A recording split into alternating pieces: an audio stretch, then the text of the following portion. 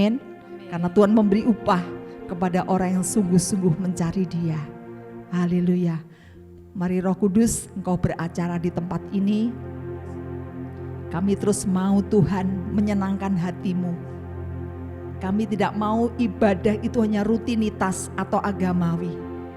Kami mau Tuhan hidup kami berkualitas di dalam kami mengasihi Tuhan. Kami bersyukur hari ini seberapapun kami yang hadir hari ini. Kami percaya kami orang-orang yang dipilih oleh Tuhan. Untuk kami senantiasa boleh menyenangkan hati-Mu ya Bapa. Terima kasih Roh Kudus, terima kasih Kau bertahta di atas pujian kami. Biarlah Tuhan Kau dapati hati kami murni tulus di hadapan-Mu Tuhan. Karena inilah persembahan kami yang sejati Tuhan. Mari Roh Kudus Kau beracara. Engkau Tuhan yang disenangkan. Engkau bertahta di atas puji-pujian kami umat-Mu Tuhan. Terima kasih Bapa, terima kasih. Engkau terus berurusan dengan hati setiap kami Tuhan. Hati yang tidak pernah kelihatan, tapi kami boleh rasakan bagaimana perubahan-perubahan daripada Engkau Tuhan bekerja di dalam hidup kami.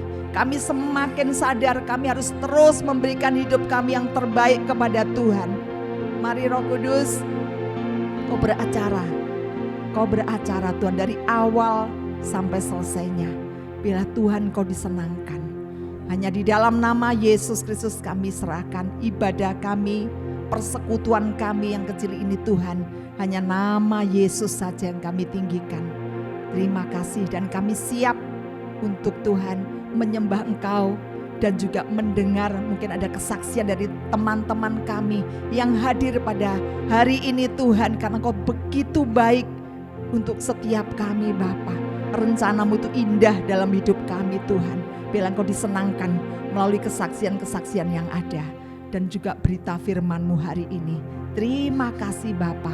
Dalam nama-Mu Tuhan Yesus kami sudah berdoa. Haleluya. Amin. Mari yang mau berdiri pun untuk menyembah Tuhan silakan saudara. Ya, itu bukti bahwa kita mencintai Tuhan. Sungguh-sungguh di dalam hadirat Tuhan. Syikira panalapa ya ralapa syikira. Kira-kira mungkin 1 tahun atau 1,5 tahun yang lalu ya. Ada hamba Tuhan itu tanya pada saya gitu ya. Seberapa dalam engkau ingin untuk berjalan bersama dengan Tuhan gitu ya. Seberapa dalam kamu mau berjalan bersama dengan Tuhan. Dan sampai hari ini pertanyaan itu selalu ada di dalam hati saya gitu ya. Seberapa dalam saya mau terus berjalan bersama dengan Tuhan. Seberapa dalam saya ini mau terus melangkah bersama dengan Tuhan. Dan saya rindukan setiap kita hari ini kita juga mau kita semakin dalam. Kita minta sama Tuhan, Roh Kudus bawa aku lebih dalam lagi. Lebih dalam lagi Tuhan, buat aku mengenal Engkau lebih dalam lagi. Terima kasih Tuhan, terima kasih.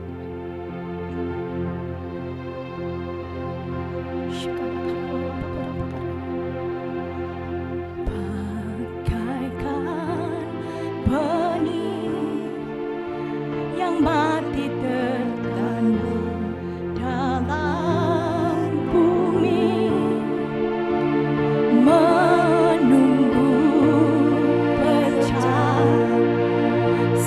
Sebelum bertumbuh,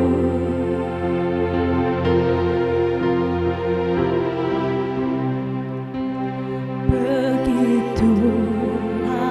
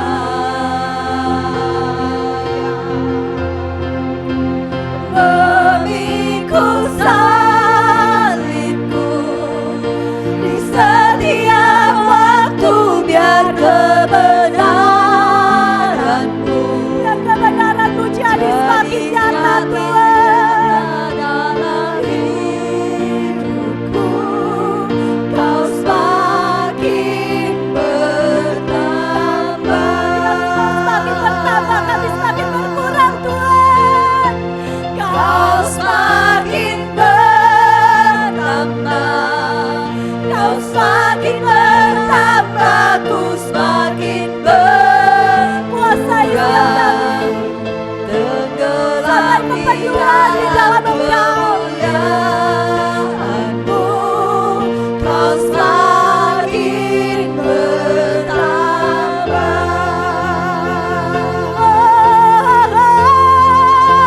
Mengikut salib-Mu, setiap waktu biar kebenaran-Mu jadi semakin nyata dalam hidupku. Kau semakin bertambah.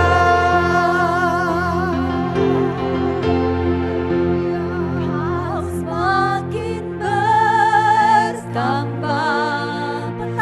semakin bertambah, ku semakin berkurang. Tenggelam di dalam kemuliaan-Mu, Kau semakin bertambah.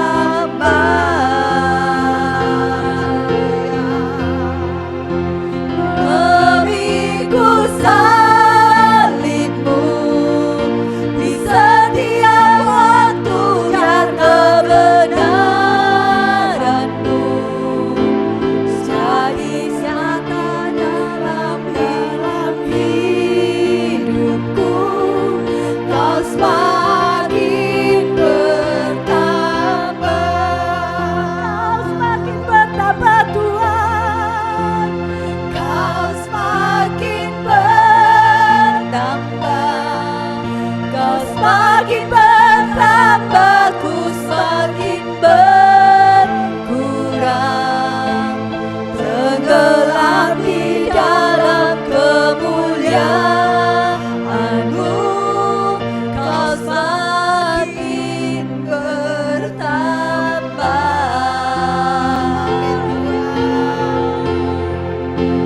Memikul salib-Mu di setiap waktu, biar kebenaran-Mu bercahaya dalam hidup kami Tuhan. Semakin nyata dalam hidup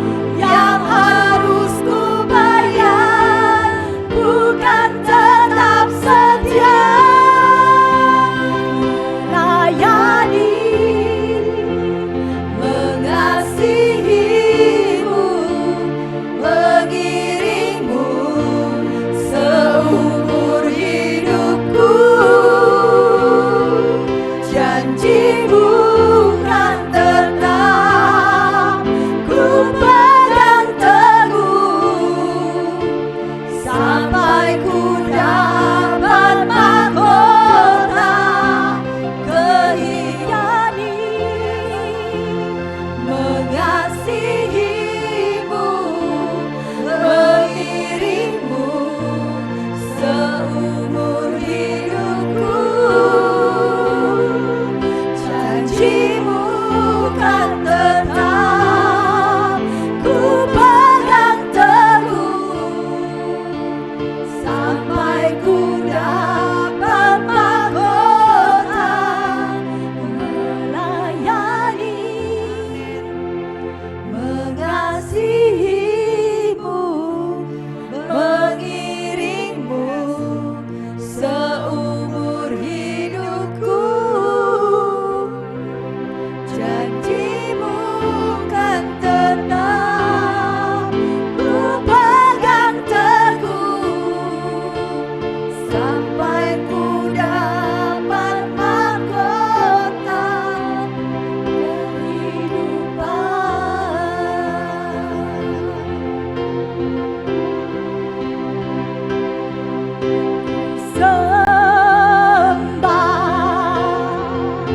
Selamanya aku sembah,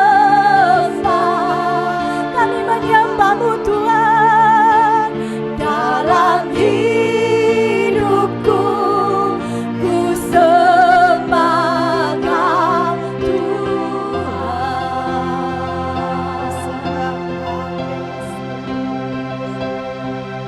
Ku tinggikan, selamanya Kau ku tinggikan. Kami mau tinggikan nama-Mu Tuhan. Dalam hidupku ku sembah Kau Tuhan. Selamanya menyembah-Mu, sembah. Selamanya Kau ku sembah. Kami menyembah-Mu. Dalam hidupku ku sembah Kau Tuhan. Jadikan kami penyembah-penyembah dalam roh dan kebenaran-Mu Tuhan. Ku tinggikan, selamanya Kau ku tinggikan.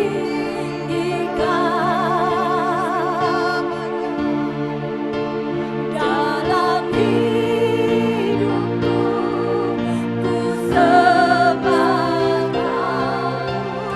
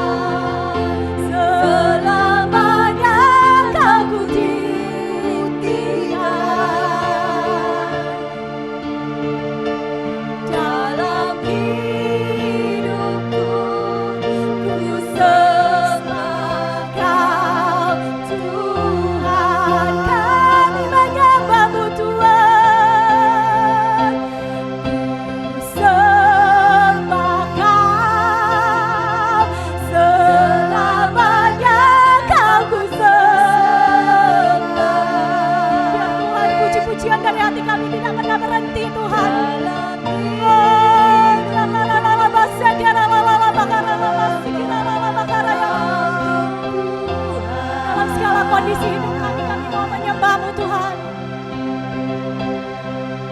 Ku tinggikan, selamanya Kau ku tinggikan. Amin. Dalam hidupku ku sembah Kau Tuhan.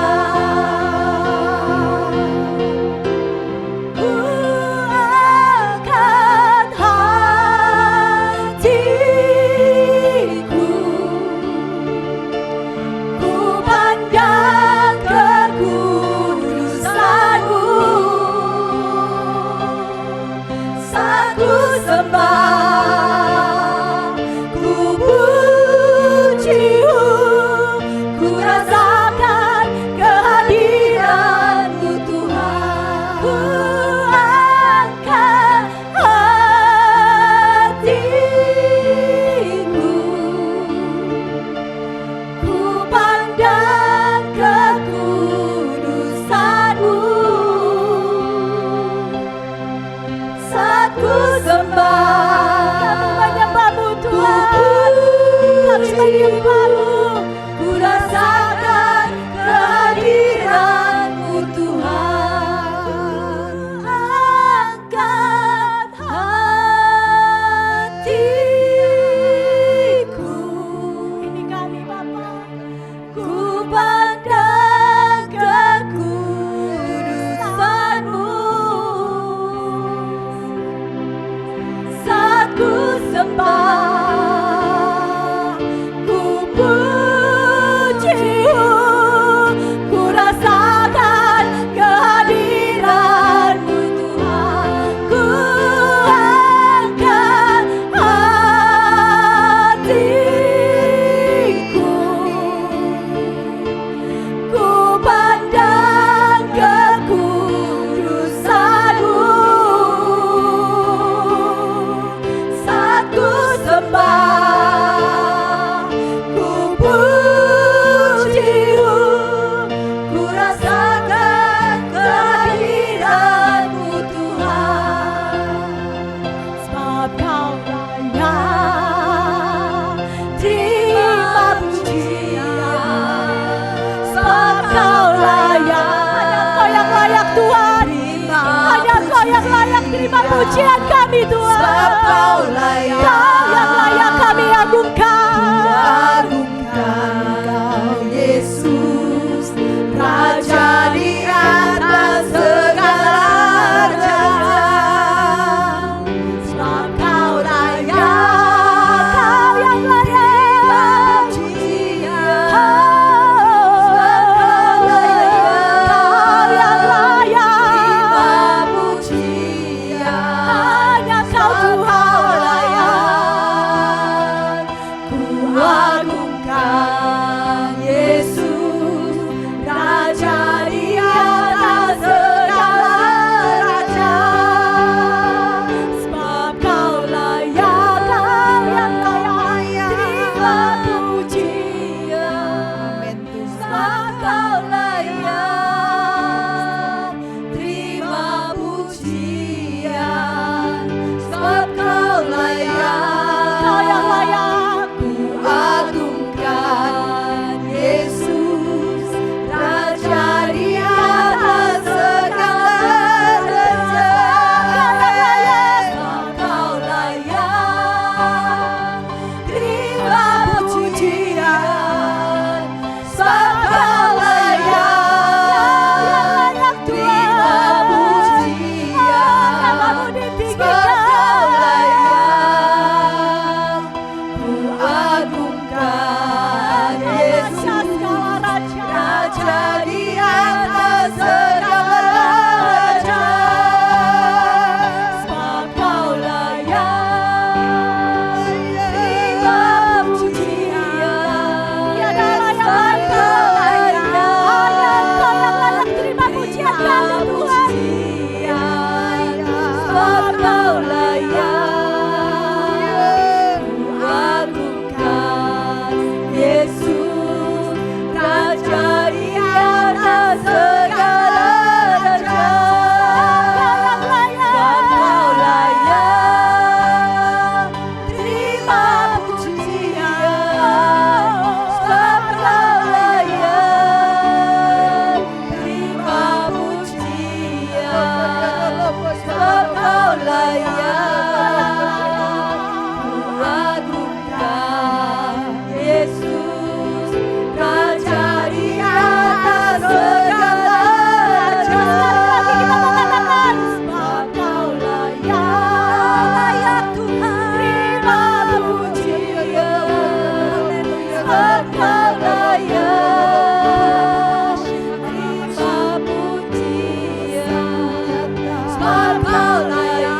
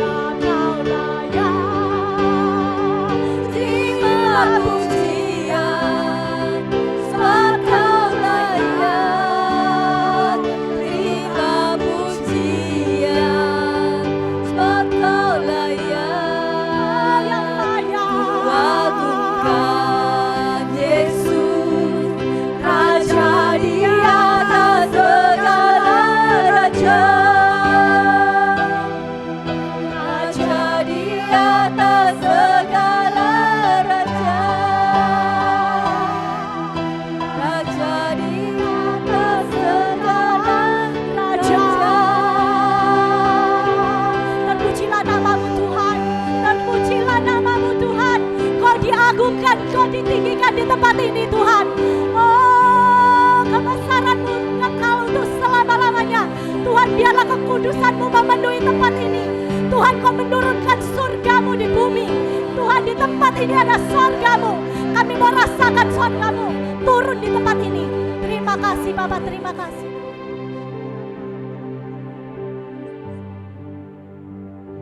Saudara, saya merasakan Roh Kudus kuat sekali di tempat ini.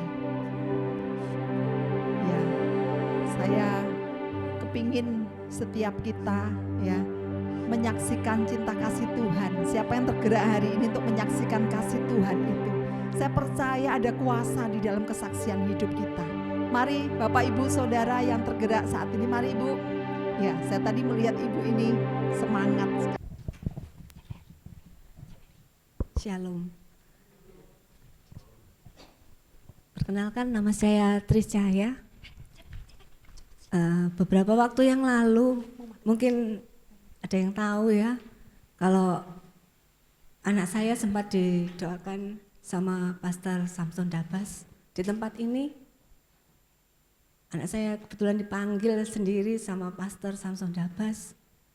Itu semua kemurahan Tuhan, dan Tuhan bekerja luar biasa. Setelah itu saya tahu karya Tuhan gak pernah berhenti sampai di situ. Kalau hari ini anak saya menerima pemulihan, dia sudah dibebaskan dari cuci darah, dia sudah menerima ginjal yang baru, dia sudah menerima kemuliaan yang luar biasa. Pada tanggal 20 April yang lalu, Tuhan panggil anak saya pulang ke surga. Itu suatu hal yang memang berat. Saya orang tuanya pasti berat, tapi saya percaya dia sudah menerima yang terbaik yang dari Tuhan. Kalau 3 minggu sebelum dia dipanggil Tuhan, dia sempat ngomong sama saya, Mama jangan ngomel ya. Kenapa? Saya bilang gitu. Aku itu lihat rumahku sudah jadi di sana. Saya kaget. Saya cuma bilang, rumah yang mana? Saya bilang gitu. Kan rumahmu sudah ada. Enggak, rumahku yang di sana, Ma. Dia bilang gitu. Terus saya masih tanya lagi. Emang kamu mimpi? Enggak, aku enggak mimpi, Ma. Tapi aku lihat sendiri, Tuhan tunjukno sama aku. Dia bilang gitu. Rumahmu besar? Saya tanya. Iya, rumahku besar. Warna apa? Warna putih. Bagus ya? Bagus, katanya dia gitu. Saya sudah tahu, ini sudah saatnya dia pulang. Cuma saya diem aja. Proses setelah itu kondisinya tambah drop. Akhirnya tanggal 15 dia sempat masuk ICU. Kondisinya sudah nggak bagus lagi, saya tahu.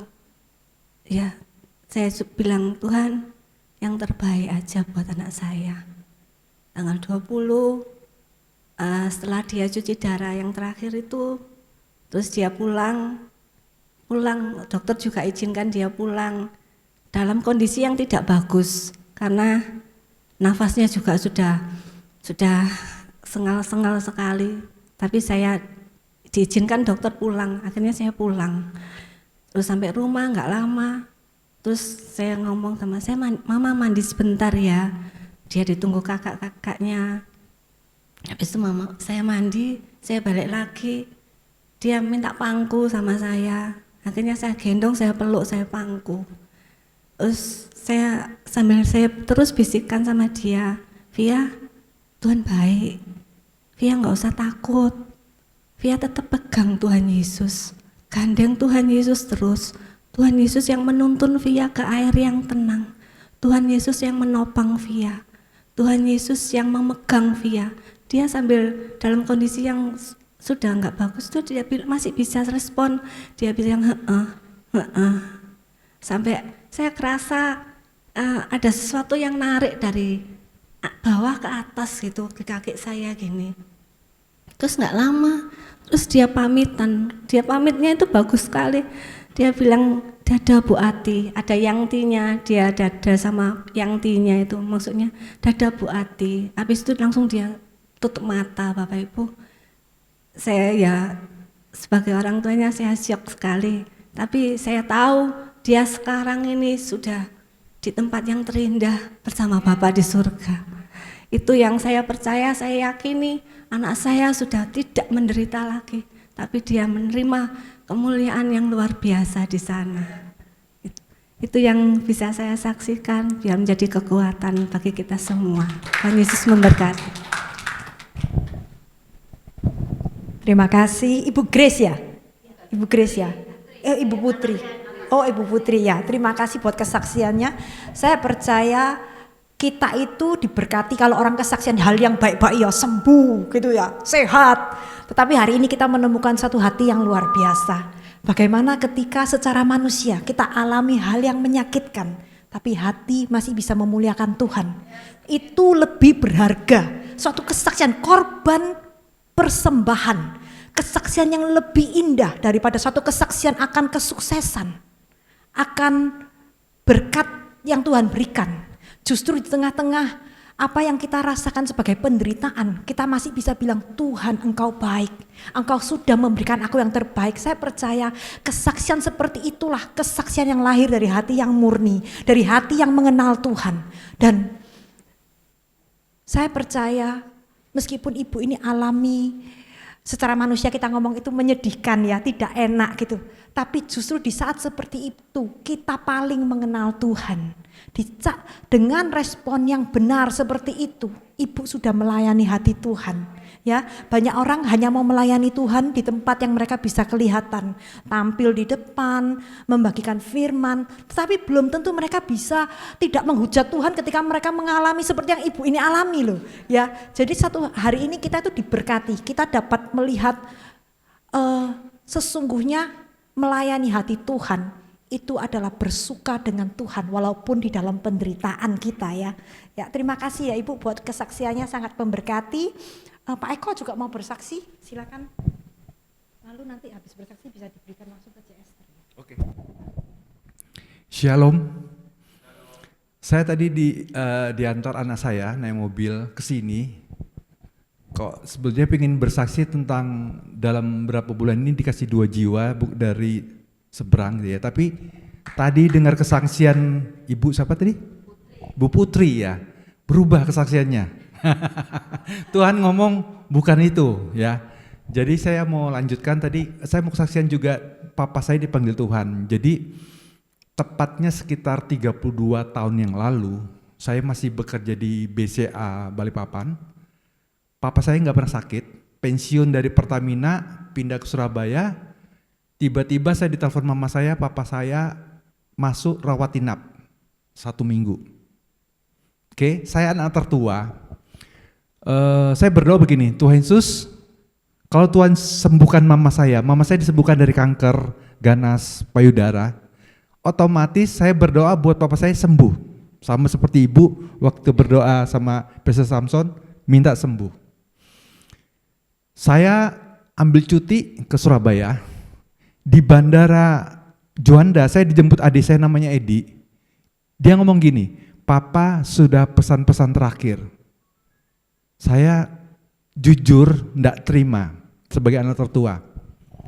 Kok tidak sesuai ekspektasi saya ya gitu ya. Di rumah sakit papa saya ngomong, Papa tidak takut mati. Kalaupun mati masuk surga. Itu masih kuat saya. Yang enggak kuat adalah pesan-pesan terakhir. Jadi saya diminta pindah ke Surabaya, nemenin mama dan sebagainya. Waduh kok gini gitu ya. Terus udah gitu saya dengar mama saya, mama tidak siap menjadi janda. Itu saya dengar sendiri. Tambah lagi buyar ya. Nah pulang saya berdoa, tetap saya minta kesembuhan. Oke. Anehnya besok pagi saya teduh, firman Tuhan mengomong gini, bukan kehendak kamu jadi, kehendak aku yang jadi. Loh Tuhan kok jawabnya papa mau meninggal gitu ya. Nah terus hari Kamis papa koma. Seandainya saya datang hari Kamis, saya nggak bisa ngobrol sama papa. Jadi hari Kamis koma sampai hari Jumat kami dipanggil sekeluarga. Adik saya yang jemput tadi, Edi, itu mimpi papa sudah meninggal di peti mati. Tapi namanya mimpi, ya nggak percaya gitu ya. Nah terus sudah gitu saya punya teman vokal grup namanya Ricky Senanu, mimpi juga. Nah udah gitu hari Jumat kira-kira jam 2 pagi, kenapa saya logika minta papa sembuh, tadi mama saya sembuh dari kanker, terus udah gitu sehari sebelumnya ada seorang opa sakit liver, papa saya kena liver ya, didoakan papa mama sembuh. Logika saya sebagai anak Tuhan, kalau opa oma ini sembuh, papa sembuh dong. Itu logika saya sebagai anak Tuhan. Jam 2 pagi kami sekeluarga ngelilingin di ICU itu, Tuhan ngomong lagi gini, bukan kehendak kamu, kehendak aku yang jadi. Tiba-tiba saya dan sekeluarga tidak siap, tiba-tiba dalam sekejap bisa siap. Terus kita berdoa di kuping, papa selama jalan, papa ketemu Tuhan Yesus masuk surga. Dia keluar air mata gitu ya. Minggu paginya saya dipanggil mama saya, kamu semua ke rumah sakit, papa sudah nggak ada. Nah, saya punya teman vokal grup, sekitar 13 tahun, berjalan sejak saya kuliah, namanya Rio, dia mau ke rumah sakit, dapat penglihatan, papa saya itu di peti mati. Terus dia ngomong gini, loh, Pak Yose, nama bapak saya Pak Yose. Pak Yose kemarin saya ke rumah sakit hidup, maksudnya nggak meninggal. Kenapa sekarang sudah meninggal? Terus ada tangan Tuhan Yesus, ini yang luar biasanya. Ada tangan Tuhan Yesus begini, dia sudah menjadi milikku, nanti kamu ketemu di surga. Oke? Tapi penglihatan itu harus dibuktikan. Sampai rumah sakit memang papa saya sudah dimandiin, ya, jadi mayat gitu ya. Dan kami sebelum masuk peti kami berdoa nyanyi di rumah sakit angkatan laut ya. Tiba-tiba ada suster yang selama 1 minggu nemenin, ngomong gini, Bu, saya ini 15 tahun kerja di rumah sakit ini, belum pernah ngeliat orang yang dipanggil Tuhan tuh kok bisa senang, bersyukur gitu. Rata-rata nggak bisa terima.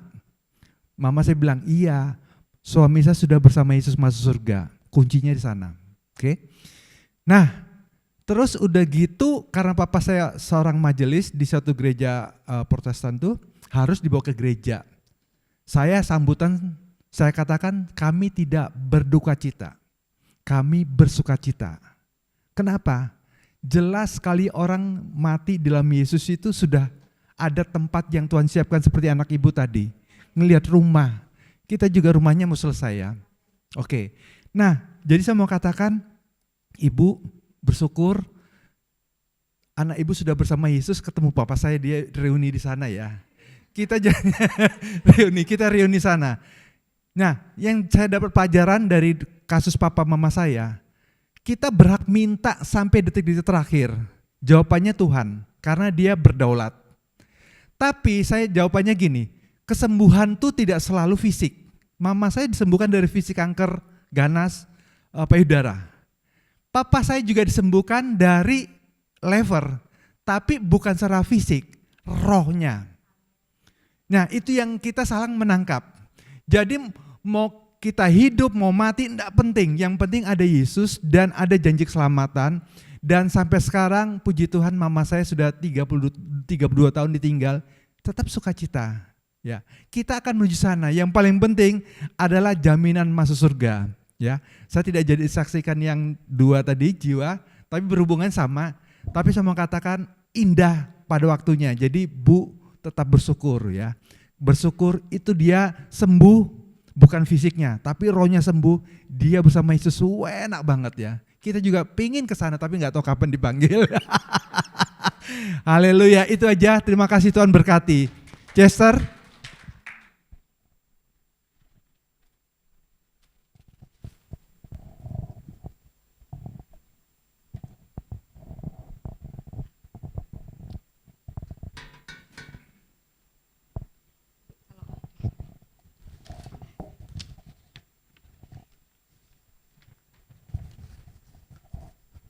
Hadirat Tuhan luar biasa ya, pagi ini saya sangat menikmati penyembahan kita pagi ini ya.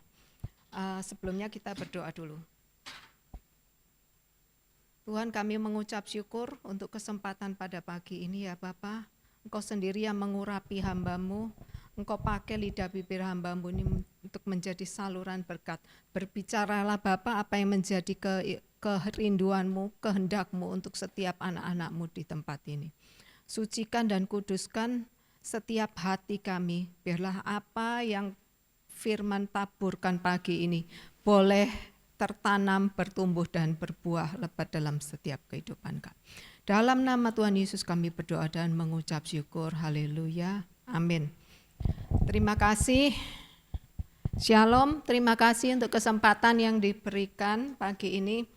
Tema firman yang akan saya bagikan pagi ini adalah gembala yang baik. Bisa tolong ditayangkan?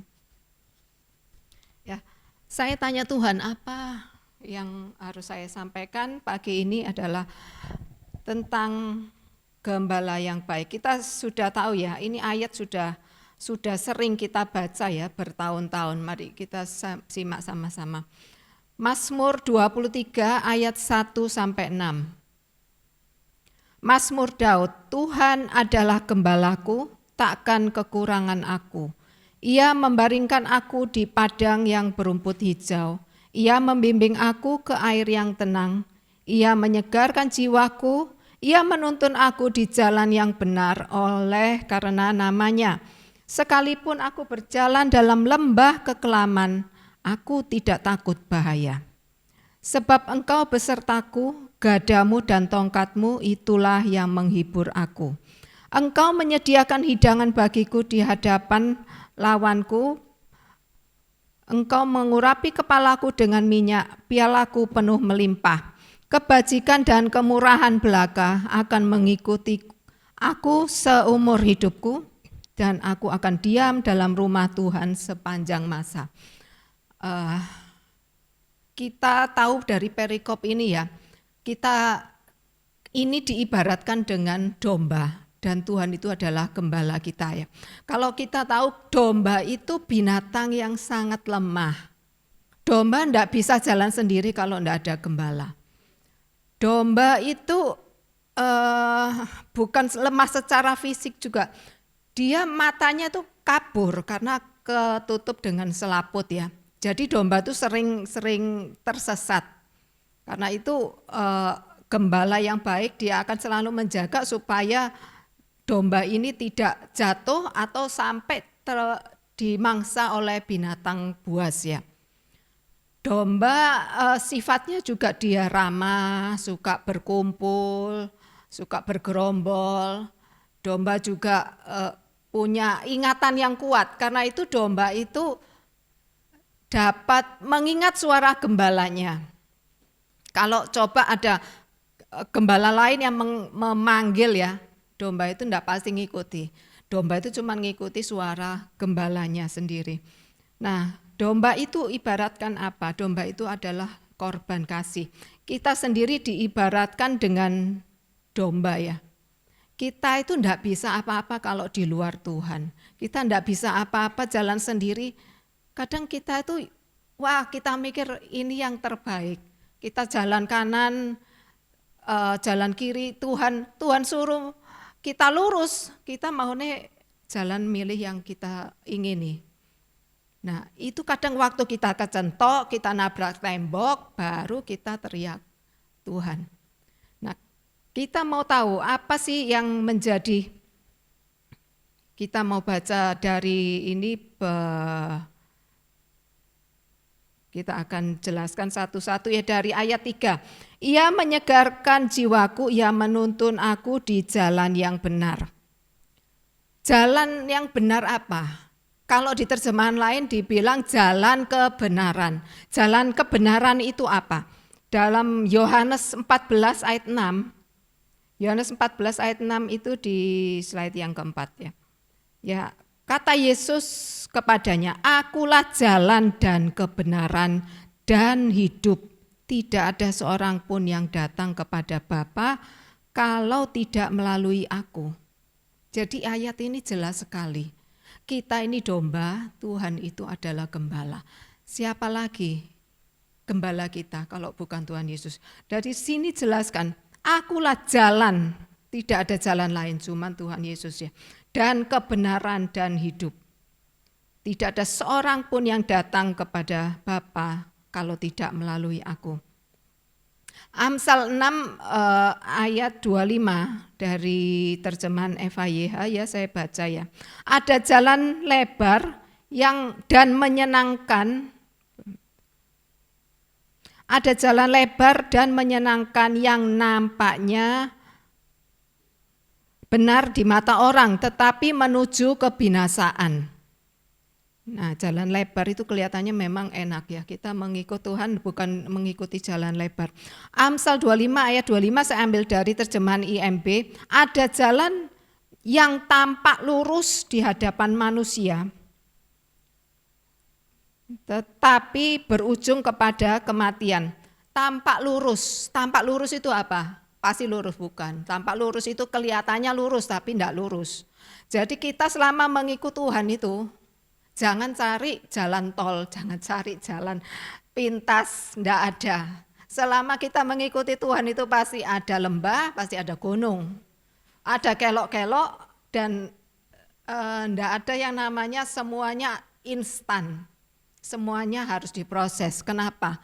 Karena di situ karakter kita dibentuk. Bukan itu aja. Tuhan itu mau tahu kita itu mengandalkan kekuatan kita sendiri atau mengandalkan Tuhan. Di saat itu kita diuji iman kita. Bukan jalan yang tampaknya lurus tapi ujungnya kematian. Jadi jangan ngeluh kalau waktu ini ya kita menghadapi masalah kok gini kok gitu. Jangan gitu, tapi apa maksud Tuhan lewat setiap masalah yang kita hadapi ya. Ada statement yang saya pernah dengar ya.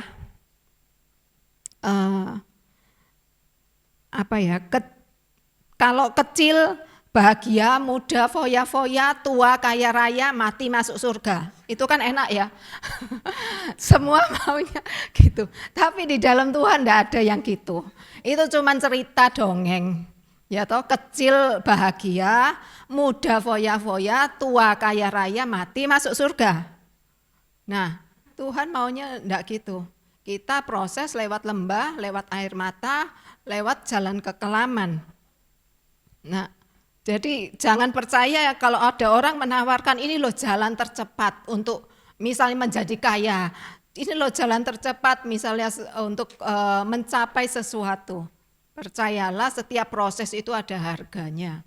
Dan Tuhan itu sudah berjanji kalau Tuhan itu menjadi gembala yang baik.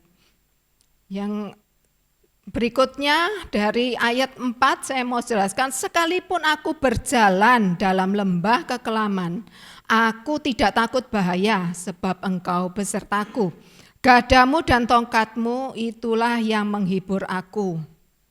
Nah, ayat ini ya saya baca dari terjemahan lain, kalau terjemahan bahasa Inggrisnya diterjemahkan, sekalipun aku berjalan dalam lembah bayang-bayang maut. Kalau diterjemahkan di King James Version lebih jelas. Lembah bayang-bayang maut itu apa ya? Saya mau jelaskan sedikit ya. Saya sering lihat video anak-anak bayi kecil-kecil itu ya, umur 1 tahun, 2 tahun gitu ya. Dia kalau jalan pertama kali lihat bayangannya sendiri. Loh, hitam, lihat bayangan sendiri itu ketakutan. Loh kok mau lari-lari, loh kok tambah besar bayang. Loh, terus dia lari-lari, bayangannya tetap ngejar. Dia tambah ketakutan, dia tambah nangis-nangis. Lucu ya, kalau anak kecil lucu. Kalau sudah besar enggak lucu kayak gitu.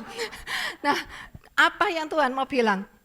Kadang kalau kita fokusnya ke bayangan, kita tuh enggak tahu di belakang kita itu ada sinar kan. Ya ada matahari, kalau enggak ada matahari enggak mungkin ada bayangan. Ya, jadi kadang itu bayangan itu lebih besar dari tubuh kita, benar kan? Kalau anak-anak itu bayangannya itu lebih besar dari badannya.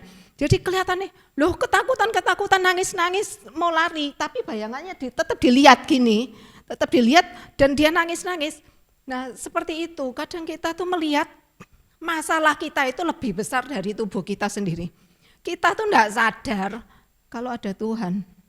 Kalau coba anak itu ngerti ya, dia berbalik, dia menuju ke arah sebaliknya, dia pasti enggak lihat bayangan itu. Iya kan? Jadi apa yang Tuhan mau maksudkan di sini? Jangan fokus ke masalah. Jangan fokus ke masalah. Karena masalah itu cuman bayangan ya. Belum pernah ada kan ceritanya orang mati dicekik dengan bayangannya sendiri, enggak ada kan. Ya, jadi semuanya itu hanya bayangan, bukan real. Yang real itu kita tuh harus lihat ke sumbernya apa. Karena ada sinar, jadi ada bayangan. Kalau kita fokusnya ke Tuhan, masalah kita itu enggak ada artinya. Kadang masalah itu kelihatannya besar ya, besar tapi sampai kita tuh enggak tahu harus berbuat apa. Tapi fokusnya ke Tuhan. Saya ingat kesaksiannya Mary bilang, tahu-tahu masalahnya sudah beres, terlewati, enggak tahu kapan prosesnya gimana. Tahu-tahu sudah selesai gitu ya. Kadang kita seperti itu. Lah kita tuh enggak sadar kalau kita tuh Tuhan tuntun suatu hari kan, kalau kita tahu ya, matahari kalau di atas kita, bayangan itu ada di mana? Di bawah kaki kita kan. Ya, bayangan itu ada di bawah kaki kita kalau matahari di atas kita. Jadi saudara tahu kalau Tuhan itu yang memimpin hidup kita, masalah kita itu kecil, ada di bawah kaki. Masalah itu ada di bawah kaki. Jadi jangan fokus ke masalah. Bukan, enggak ada orang yang enggak ada masalah, semua pasti ada masalah. Perkara besar kecilnya tergantung kita mau membesarkan atau kita mau mengecilkan. Iya kan? Kalau kita merasa, oh ini masalahnya jadi besar sekali karena kita memikirkannya ya seperti tadi itu bayi itu ngelihat bayangannya kok tambah besar, padahal itu bayangan sendiri, itu enggak real. Ya. Makanya itu kenapa ini ayat yang baru tadi pagi saya dapat berhubungan dengan ini. Saya mau bacakan yang tadi saya share ya. Nah, kenapa orang jadi ketakutan sampai Tuhan ingatkan ayat ini, mungkin ada dari antara kita juga Tuhan mau ingatkan dengan ayat ini ya. Hal kekhawatiran, saya mau bacakan dari Matius 6 ayat 25. Karena itu aku berkata kepadamu, janganlah khawatir akan hidupmu, akan apa yang hendak kamu makan atau minum, dan janganlah khawatir pula akan tubuhmu, apa yang hendak kamu pakai. Bukankah hidup itu lebih penting daripada makanan dan tubuh itu lebih penting daripada pakaian? Pandanglah burung-burung di langit yang tidak menabur dan tidak menuai, dan tidak mengumpulkan bekal dalam lumbung, namun diberi makan oleh Bapamu yang di sorga. Bukankah kamu jauh melebihi burung-burung itu? Siapakah di antara kamu yang karena kekhawatirannya dapat menambahkan sehasta saja pada hidupnya? Dan mengapa kamu khawatir akan pakaian? Perhatikanlah bunga bakung di ladang dan yang tumbuh tanpa bekerja dan tanpa memintal. Namun aku berkata kepadamu, Salomo dalam segala kemegahannya pun tidak berpakaian seindah salah satu dari bunga itu. Jadi jika demikian Tuhan mendandani rumput di ladang yang hari ini ada dan besok dibuang ke dalam api, tidakkah Ia akan lebih lagi mendandani kamu, hai orang yang kurang percaya? Sebab itu janganlah kamu khawatir dan berkata, apakah yang akan kami makan? Apakah yang akan kami minum? Apakah yang akan kami pakai? Semua itu dicari bangsa-bangsa yang tidak mengenal Tuhan. Akan tetapi Bapamu yang di surga tahu bahwa kamu memerlukan semuanya itu. Tetapi carilah dulu kerajaan surga dan kebenarannya, maka semuanya itu akan ditambahkan kepadamu. Sebab itu janganlah kamu khawatir akan hari besok, karena hari besok mempunyai kesusahannya sendiri. Kesusahan sehari cukuplah untuk sehari. Nah, ini ayat yang baru tadi pagi saya dapat, kok nyambung, jadi saya tambahkan di sini. Karena itu ya, jadi kenapa kalau kita tuh fokusnya ke bayangan masalah anak, masalah suami, masalah pembantu, masalah mertua, semua masalah kesehatan, semua ditumpahkan, diingat-ingat terus.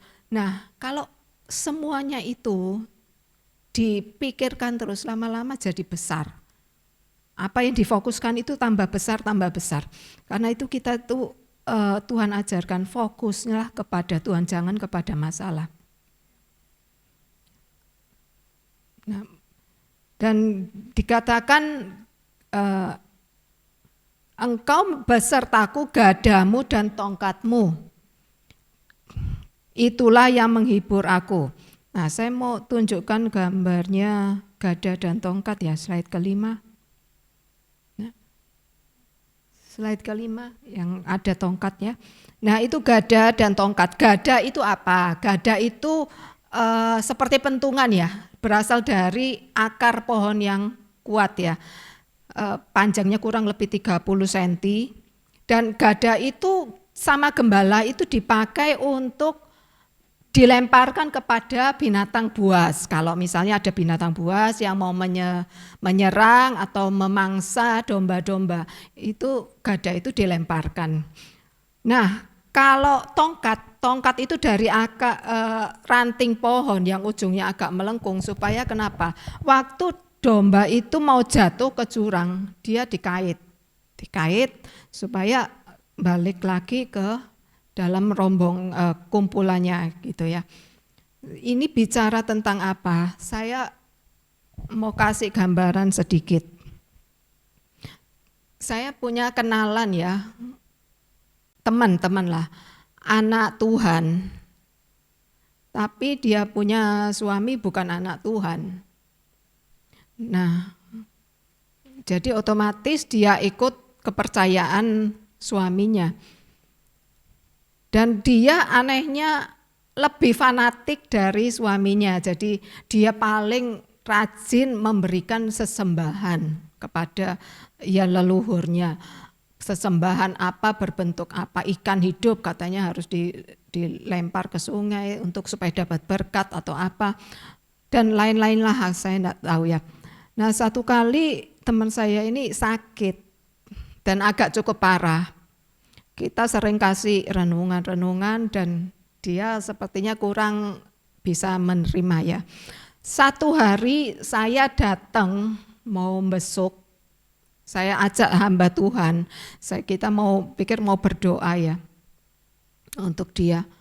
Dan dia menolak ya, dia enggak mau ketemu. Saya Tuhan itu bicara dalam hati itu, sebenarnya Tuhan itu mau ingatkan dia untuk dia kembali kepada Tuhan. Lewat sakitnya itu loh. Jadi jangan kita mikir, wah sakit ini apa, tapi ada maksud Tuhan. Setiap masalah itu ada maksud Tuhan yang terjadi ya. Nah, kasus teman saya ini, Tuhan itu mau ingatkan, kembalilah. Dia pernah jadi anak Tuhan, tapi dia sudah meninggalkan Tuhan cukup lama karena ikut kepercayaan suaminya. Tuhan itu mau ingatkan tentang itu. Jadi Tuhan itu bisa pakai siapapun untuk mengingatkan orang-orang yang terhilang ya. Nah, dalam pelayanan kita juga Cinggin, Mary, Tuhan itu pakai untuk membawa, menjangkau kembali orang-orang yang sudah lama jauh dari Tuhan. Nah, seperti itu. Jadi jangan berkata setiap masalah itu membawa berkatnya, karena Tuhan itu punya rencana. Kalau kita menghadapi masalah ya, kita tuh mesti tanya apa sih maksud Tuhan itu lewat masalah kita. Jangan bilang oh Tuhan apa, jangan sampai kecewa dengan Tuhan karena ada masalah. Tapi ada maksud Tuhan yang baik lewat masalah kita ya. Nah, yang berikutnya dari ayat yang ke-5. Engkau menyediakan hidangan bagiku di hadapan lawanku. Engkau mengurapi kepalaku dengan minyak, pialaku penuh melimpah. Ya, ini gambar domba yang diurapi minyak kepalanya. Kenapa domba itu perlu diurapi?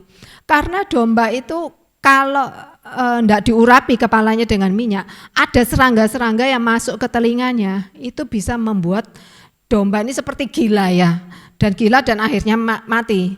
Nah, karena itu serangga-serangga itu akan masuk otaknya dan otaknya jadi error gitu ya.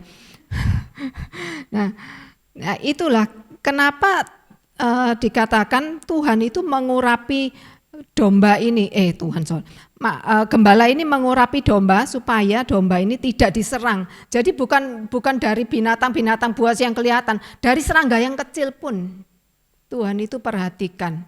Jadi jangan bilang masalah yang besar-besar, masalah yang kecil pun ya Tuhan itu perhatikan dalam hidup kita. Yang berhubungan dengan ini kita baca dari 1 Petrus 2 ayat 9 ya.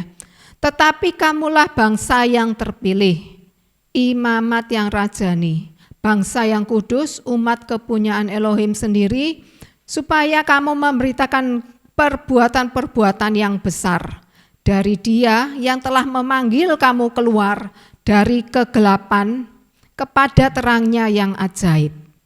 Jadi setiap kita ini perlu diurapi. Daud sebelum jadi raja dia diurapi, Saul juga sebelum jadi raja dia diurapi. Nah, apa fungsi pengurapan itu? Fungsi pengurapan adalah meneguhkan, mengutus dan mengesahkan. Ya, kalau pengurapan itu memampukan kita untuk melakukan apa yang Tuhan perintahkan. Ya, kedua adalah memampukan seseorang untuk melakukan kehendak Tuhan. Yang ketiga adalah memberikan kuasa untuk menjadi saksi dan menyelamatkan jiwa-jiwa. Contohnya Petrus, waktu setelah Petrus diurapi banyak jiwa yang bertobat. Ada 3 hal yang Tuhan inginkan kita sebagai domba. Sifat-sifat domba apa? Ada 3 hal yang Tuhan inginkan. Yang pertama adalah mengikut Tuhan. Kita baca dari Matius 19 ayat 16 sampai 22. Ini perkara tentang orang kaya yang susah masuk surga itu ya. Ada seorang datang kepada Yesus dan berkata, "Guru, perbuatan baik apakah yang harus aku perbuat untuk memperoleh hidup yang kekal?" Jawab Yesus, "Apakah sebabnya engkau bertanya kepadaku tentang apa yang baik? Hanya satu yang baik, tetapi jika engkau ingin masuk ke dalam hidup, turutilah segala perintah Elohim." Kata orang itu kepadanya, "Perintah yang mana?" Kata Yesus, "Jangan membunuh, jangan berzina, jangan mencuri, jangan mengucap saksi dusta. Hormatilah ayahmu dan ibumu, kasihilah sesamamu manusia seperti dirimu sendiri." Kata orang muda itu kepadanya, "Semua itu telah kuturuti, apalagi yang masih kurang." Kata Yesus kepadanya, "Jikalau engkau hendak sempurna, pergilah, jualah segala milikmu dan berikanlah kepada orang miskin, maka engkau akan beroleh harta di surga. Kemudian datanglah kemari dan ikutlah aku." Ketika orang muda ini mendengar perkataan itu, pergilah ia dengan sedih sebab banyak hartanya. Ya, kita sering cerita ini ya, kita dengar ya. Nah, ini pemuda ini kaya, saleh ya, dia sudah bisa mengikuti semua hukum Taurat yang ada. Hidup kudus, melakukan semua hukum, ganteng, kaya. Ini ya calon menantu atau calon suami yang baik, betul ya ibu-ibu ya? Kira-kiranya seperti itu. Nah, tapi dia sendiri itu enggak yakin apa dia itu bisa selamat. Ya, dia sendiri itu enggak yakin, aku ini sudah melakukan semuanya ini, apakah aku ini bisa dapat hidup yang kekal? Gitu ya. Nah, Tuhan itu sudah bilang semuanya, ya dibilang jangan membunuh, jangan mencuri, jangan berzina. dia tidak lakukan semuanya itu. Dia bilang semuanya sudah aku lakukan bahkan sejak masa mudaku. Tapi dia kok masih tidak yakin, apa aku bisa masuk hidup yang kekal? Tuhan berkata, hanya satu saja kekuranganmu. Tidak banyak, tidak lebih, tidak kurang, hanya satu. Apa? Jualah hartamu, berikanlah kepada orang miskin, dan ikutlah aku. Itu kuncinya. Bukan berarti Tuhan itu mau pemuda ini jadi miskin gitu ya. Jadi lontang-lantung enggak punya apa-apa. Tapi yang Tuhan tahu hatinya itu melekatnya di harta. Hati orang muda ini memang dia sudah melakukan semua, enggak berzina, enggak bersaksi dusta, menghormati orang tua, semuanya kan yang baik-baik. Tapi Tuhan tahu satu kekurangannya. Kalau engkau mau sempurna, cuman satu kekuranganmu. Itulah jual semua hartamu, karena Tuhan itu tahu hatinya ada di sana. Ya, dikatakan di mana hartamu berada di situ hatimu berada. Ya, jadi mungkin pemuda ini kecewa, dia berharap, wah aku pasti dipuji, dapat pujian. Oh aku sudah baik, jadi anak yang baik, saleh, melakukan semua hukum. Tapi di hadapan Tuhan masih ada kekurangan. Jadi kadang kita gitu, jadi kita jangan merasa jadi seperti orang baik juga. Kita sudah melakukan, Tuhan aku sudah melakukan ini, aku sudah melakukan ini, itu demi namamu. Kalau saya jadi Tuhan kadang mungkin saya akan berkata demi namamu atau demi namaku. Ya kan. Jadi kita sedang mau berkata aku sudah melakukan ini, sudah melayani ini loh, sudah berbuat kebaikan ini itu. Di hadapan Tuhan kita tidak ada apa-apanya. Kebaikan kita itu seperti kain kotor aja di hadapan Tuhan. Masih ada kekurangan setiap kita. Tidak ada yang sempurna. Sempurnanya itu harus mengikut Tuhan. Jadi bukan melakukan aturan agama. Yang Tuhan, pemuda ini, dia sukses, dia berhasil melakukan semua aturan-aturan agama. Cuman satu kekurangannya, dia tidak bisa melakukan apa yang Tuhan perintahkan. Dia bisa melakukan perintah agama, tapi dia tidak bisa melakukan perintah Tuhan. Ya, dari Yesaya 29 ayat 13. Dan Tuhan berfirman, oleh karena bangsa ini mendekat dengan mulutnya dan mereka menghormati aku dengan bibirnya, tetapi hatinya menjauh daripadaku dan rasa takutnya kepadaku adalah perintah yang diajarkan manusia. Jadi kadang kita lebih gampang melakukan perintah manusia daripada perintah Tuhan. Soalnya kadang perintah Tuhan itu buat kita kadang menyakitkan, buat kita itu enggak enak. Contohlah mengampuni ya. Tuhan merintahkan untuk kita mengampuni saudara kita yang bersalah. Itu enak enggak buat daging kita? Enggak enak. Kalau perintah manusia apa? Kalau kamu disakiti ya balesan, dibalas. Tapi Tuhan kan enggak bilang gitu. Perintah Tuhan apa? Lakukan mengampuni, engkau akan diampuni. Gitu. Kalau engkau tidak mengampuni, engkau tidak akan diampuni. Ya, itu yang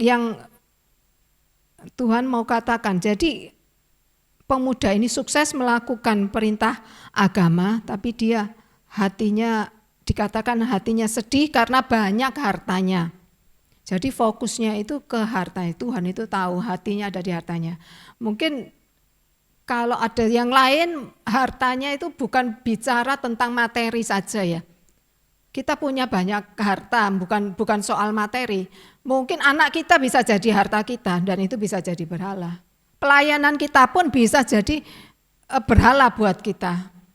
Tapi yang Tuhan mau itu dalam semuanya, ikutlah aku. Kuncinya di sana, ikutlah aku. Mau pelayanan, bukan berarti tidak boleh mengurusi keluarga, mengurusi suami, tapi utamakan Tuhan, bukan utamakan yang lainnya ya. Berikutnya, Yang kedua, apa yang Tuhan mau dari seorang domba adalah tidak mengandalkan manusia. Ya, kita baca dari Yohanes 5 ayat 5 sampai 7. Di situ ada orang yang sudah 38 tahun lamanya sakit. Ketika Yesus melihat orang itu berbaring di situ dan karena ia tahu bahwa ia telah lama dalam keadaan itu, berkatalah ia kepadanya, "Maukah engkau sembuh?" Jawab orang sakit itu kepadanya, "Tuhan, tidak ada yang menurunkan aku ke dalam kolam, dan apabila airnya mulai goncang, sementara aku menuju ke kolam itu, orang lain sudah turun mendahului aku." Ya, kalau kita baca lebih jelas ya, orang ini sakitnya loh ya 38 tahun, bukan dia nungguin di Bethesda itu 38 tahun. Dia selama sakitnya itu 38 tahun. Nggak dikatakan berapa lama dia menunggu di kolam itu kalau saudara baca. Nah, dia menunggukan mujizat kesembuhan. Tuhan bertanya, "Maukah engkau sembuh?" Sepertinya Tuhan salah ya bertanya seperti itu. Maukah engkau sembuh? Ya pasti, setiap orang sakit, apalagi di kolam Bethesda ini semuanya orang sakit. Ada yang tuli, ada yang lumpuh, ada yang pincang, timpang gitu ya. Dan setiap orang yang di sana yang ditanyain pasti tujuannya untuk sembuh kan. Jadi kenapa Tuhan itu masih tanya, "Maukah engkau sembuh?" Nggak mungkin kalau dia di situ tuh cuman mau cari uang atau apa ya.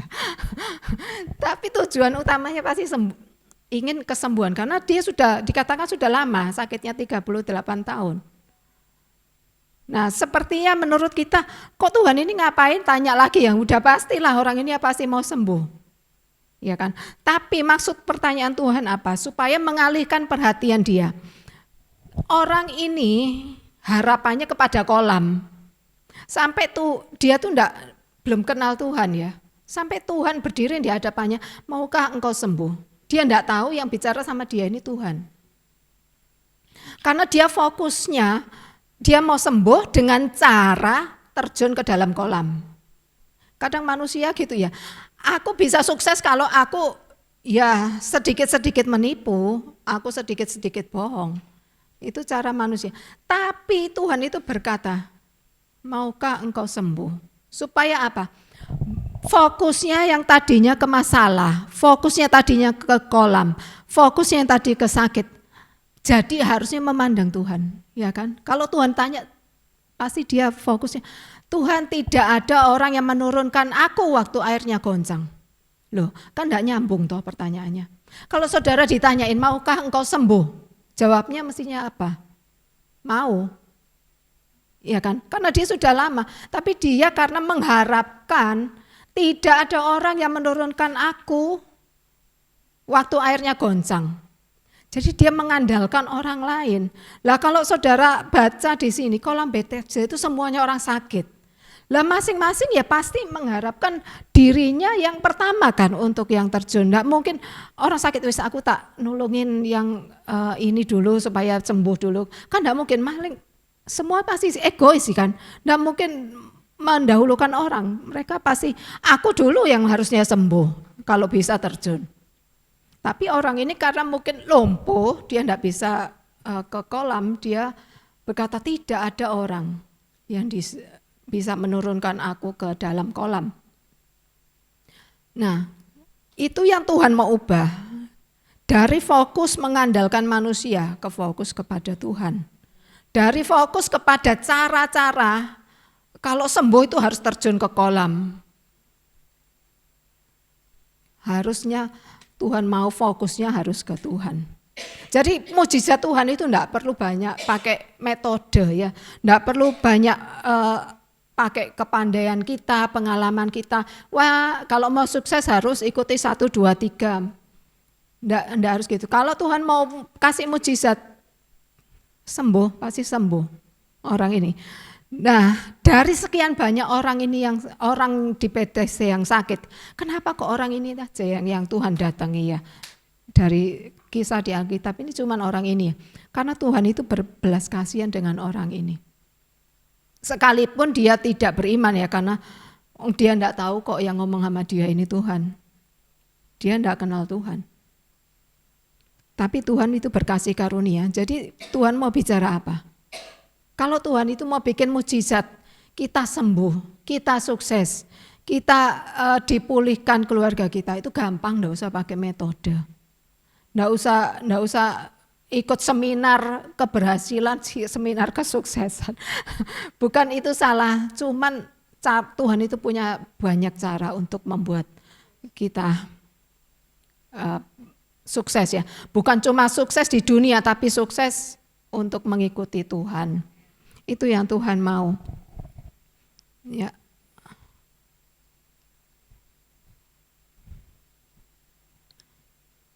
Ya, untuk yang ketiga apa dari domba yang Tuhan inginkan adalah menyalibkan daging. Menyalibkan daging ini paling tidak enak. Ya tadi yang seperti saya tadi bilang ya, menyalibkan daging, kita harus mati daging itu setiap hari.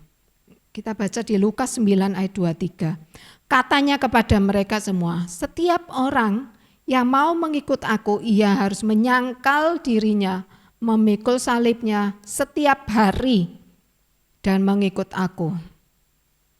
Ya, memikul salib itu setiap hari. Bukan seminggu sekali atau sebulan sekali, setiap hari. Karena apa?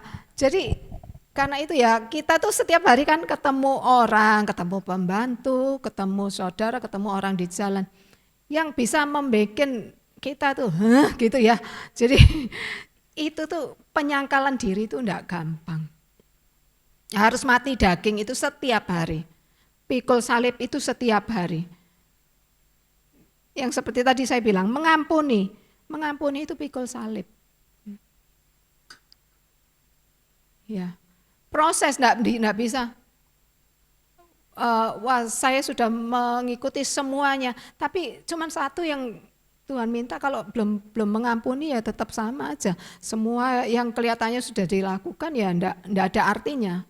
Kalau cuma satu kekurangannya di situ.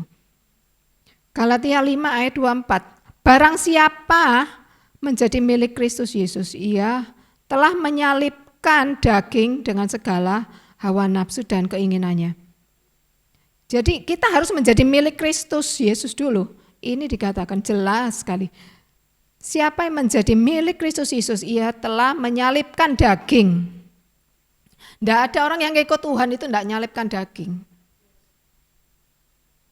Ya, yang seperti tadi saya bilang itu, muda foya-foya, tua kaya raya, mati masuk surga, tidak ada. Jadi setiap kita tuh harus menyalibkan daging. Misalnya, ya mobil jalan disalib atau tiba-tiba ditabrak. Mau marah, mau enggak, itu keputusan kita. Wah, kalau kita tahu, wah ini harus menyalibkan daging hari ini, belum menyalibkan daging.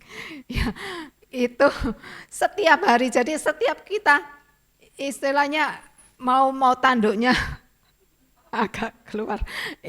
Yang mungkin ibu-ibu yang punya anak hari ini sama anaknya mau gitu ya, salibkan daging hari ini ceritanya ya. Ya, apa karakter yang muncul saat kita sudah menyalibkan daging? Yang pertama adalah rendah hati. Dan kedua, tidak mudah tersinggung, tidak menganggap dirinya lebih penting, tidak memegahkan diri sendiri, menyerahkan hidupnya untuk orang lain, contohnya seperti Musa.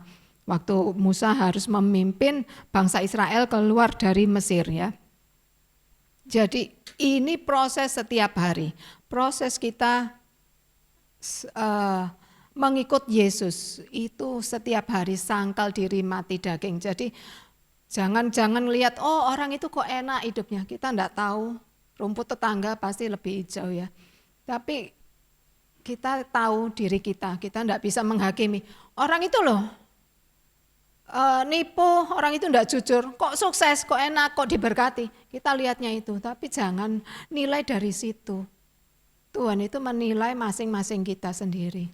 Tuhan itu menilai hati kita. Loh, yang Tuhan tuntut itu dari kita pribadi loh. Bukan kita, wah Tuhan itu loh jeweren, itu loh salah, itu gini-gini. Enggak bisa. Setiap proses yang kita hadapi, tanya Tuhan, Tuhan apa yang kau mau?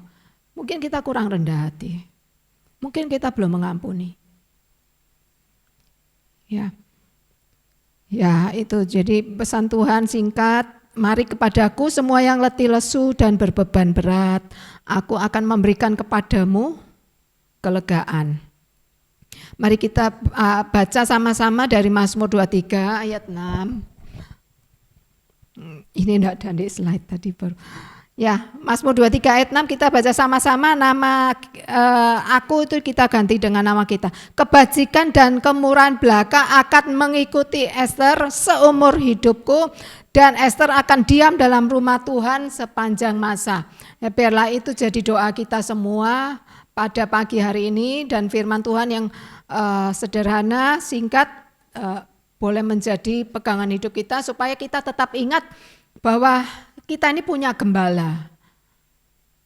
Kalaupun ada masalah, ada persoalan apapun, jangan cari pertolongan gembala lain. Gembala lain tidak mungkin bisa, yang tahu itu gembala kita sendiri. Tanya Tuhan, lewat masalahku ini apa yang perlu diproses. Supaya cepatlah, jadi kalau kita berlama-lama, kadang seperti tadi orang sakit 38 tahun, itu orang yang sudah kelamaan sakit, itu rasanya seperti sudah menikmati ya dalam tanda petik. Ya nerimo, ya wis lah nasib, mungkin ini sudah nasib. Enggak seperti itu. Jadi setiap proses, kenapa 38 tahun? Karena dia belum ketemu Tuhan. Coba dia tahun ke-1 atau sudah ketemu Tuhan, percaya mujizatnya enggak harus ditunggu lama sampai 38 tahun. Oke, kita tutup dalam doa sebelum saya serahkan ke Cing Yin. Terima kasih Bapa untuk firman-Mu pagi ini. Kami percaya Tuhan, melewati firman pagi ini mengingatkan kami bahwa kami adalah domba-domba-Mu, domba yang sangat lemah tanpa ada gembala. Engkau mengingatkan kami, Engkau gembala agung kami. Tuntun kami Bapa, tunjukkan bahwa setiap langkah kami ada Engkau yang memberikan penghiburan. Gadamu dan tongkatmu itu yang menghibur kami. Terima kasih ya Bapa. Kiranya firman-Mu ini boleh tertanam pada setiap hati kami dan boleh kami lakukan dalam kehidupan kami sehari-hari. Di dalam nama Tuhan Yesus kami berdoa dan mengucap syukur. Haleluya. Amin.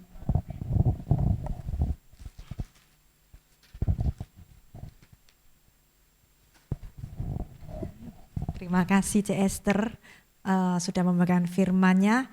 Nanti saya akan share catatan firman-Nya Cik Esther di grup ya. Untuk saudara-saudara yang belum gabung dalam grup nanti bisa informasi ke saya atau teman-teman yang ada di tempat ini. Dan saya percaya bahwa Tuhan itu punya maksud untuk mendidik kita ya. Cuma seringkali kita nggak ngerti maksudnya, jadi kita tuh mengeluh. Tapi kalau kita mengerti maksud Tuhan, kita belajar menikmati setiap proses kehidupan. Percaya apapun yang terjadi dia tetap Allah yang baik. Dia nggak bisa jadi tidak baik. Tapi kita bisa jadi tidak baik loh. Kalau kita responnya yang nggak benar, kita bisa jadi jahat. Tapi Tuhan nggak bisa jahat. Tuhan tidak pernah jahat. Hanya mungkin sebagai anak kadang nggak mengerti maksud orang tua. Kita seringkali salah paham sama Tuhan. Biarlah kita itu di tempat ini, karena kita ini kan grup kecil ya, hari ini yang datang juga nggak banyak. Jadi setelah ibadah ini selesai, rekaman dimatikan, mungkin bisa fellowship sebentar ya Pak ya, dan Ibu ya bisa kenalan dulu ya. Saya minta C. Petris bisa naik mendoakan. Doa tutup ibadah, silakan.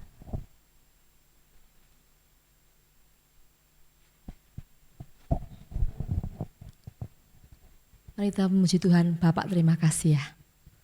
Bapa, terima kasih. Bapa, terima kasih. Bapa di dalam surga, syukur terima kasih. Amin. Bapa di surga, Bapa yang kami sembah dalam nama Tuhan Yesus, terima kasih buat pagi hari ini, kesempatan buat kami hari ini boleh berkumpul bersama-sama Tuhan untuk memuji, menyembah Engkau, mendengarkan firman-Mu. Biarlah firman-Mu yang sudah ditaburkan boleh menjadi pelita bagi kaki kami dan terang bagi jalan kami ya Tuhan. Tuhan Yesus, Engkau adalah gembala yang baik bagi kami. Tuhan, tolong kami, selalu kami boleh mendengar pimpinan-Mu, supaya kami boleh berjalan dalam kehendak-Mu, dan kami boleh melakukan apa yang Tuhan mau dalam hidup kami. Mampukan kami ya Roh Kudus. Biarlah hari ini Tuhan, kalau sebentar kami akan berpisah satu sama lain, hamba minta Tuhan, biarlah berkat-Mu menyertai kami.